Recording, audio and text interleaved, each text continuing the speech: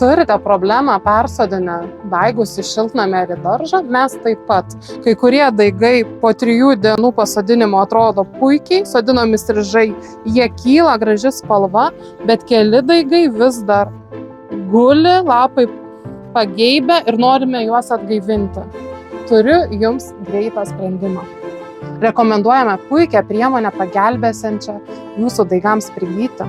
Tai yra amino rūgščių ir mikroelementų kompleksas Terrasorb, kuriuo laistysime daigus. Vienas buteliukas yra skirtas 10 litrų, kadangi turime perpus mažesnį laistytuvą, supilame apie pusę buteliuko skysčio ir laistome prasčiau prigyjančius daigus. Gausiai laistome silpnesnius daigus, tai palengvindami jiems aklimatizacijos ir prigyjimo laikotarpį. Bet kadangi pasiruošime gana daug, tai palaistysim visus pasodintus pomidorų daigus.